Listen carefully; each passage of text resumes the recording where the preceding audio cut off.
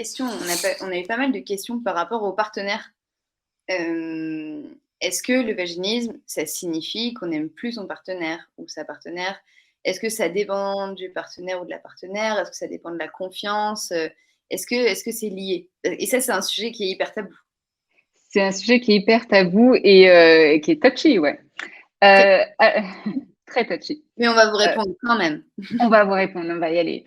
Déjà, bon, je dirais que ça dépend évidemment de chaque situation. Alors le vaginisme ne veut pas dire forcément qu'on n'aime pas la personne. On peut l'aimer, de tout son cœur, avoir du désir, parce qu'il y a des personnes qui ont du vaginisme et qui ont un désir et qui voilà, ça fait obstacle justement à accéder à ce plaisir, à ce désir, d'avoir des rapports sexuels avec pénétration. Elles peuvent avoir du coup du plaisir autrement, évidemment. Par contre, des fois, ça peut-être, comme on disait, il y a un signal du corps. Peut-être des fois, ça peut être l'hypothèse que je me sens peut-être pas suffisamment en sécurité dans ma relation, ou il y a peut-être quelque chose, c'est peut-être trop brusque les rapports, ou j'ai peut-être besoin de plus de douceur. Donc, ça peut être des pistes à explorer. Souvent, quand même, ce que je vais voir la tendance, c'est que la personne va dire, bah, mon compagnon ou ma partenaire, elle est super à l'écoute, etc. Mais ça vient de moi et je sens qu'il y a ce blocage-là. Donc voilà, mais c'est quand même intéressant d'explorer ces pistes pour pas, complètement dire: «Ah bah non, le vaginisme, ça veut pas dire que vous aimez pas votre partenaire» ou et cetera. Ça peut être des fois une piste intéressante, mais c'est pas une généralité. Oui. Et puis après, on rappelle aussi que l'amour et la sexualité, c'est très très souvent lié, mais que ça l'est pas toujours. Donc du coup, voilà, c'est pas vraiment pas forcément une question d'amour, mais imaginons Camille, ça se passe très bien avec mon partenaire, la sexualité ça va, et puis il y a un moment où ça va plus trop entre nous parce qu'il a changé, parce qu'il est vraiment devenu hyper con.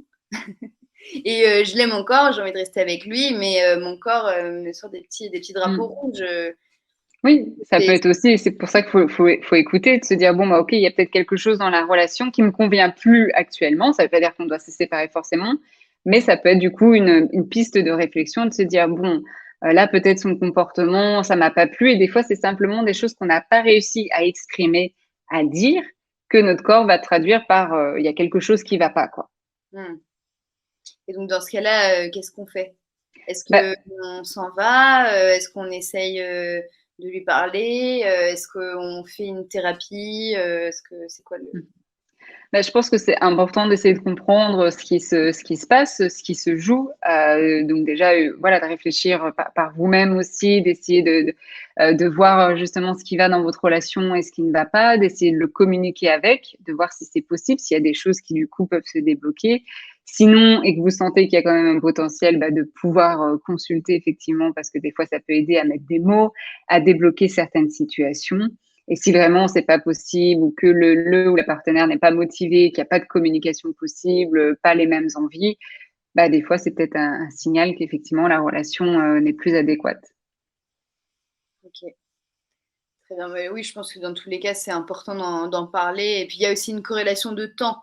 S'il y avait du vaginisme peut-être avant et que enfin, c'est peut-être pas corrélé. Le truc, c'est que, encore une fois, c'est toujours beaucoup d'hypothèses et il faut faire Mmh. par élimination, Ouais, par exploration.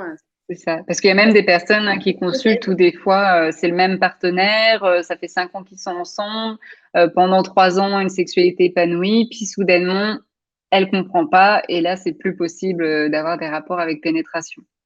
Donc il y a des fois encore pas mal de causes inexpliquées. On parlait des causes inexpliquées et donc quand il y a pas de cause, quand c'est plus difficile d'expliquer les causes, ça peut prendre un peu plus de temps effectivement à décortiquer tout ça.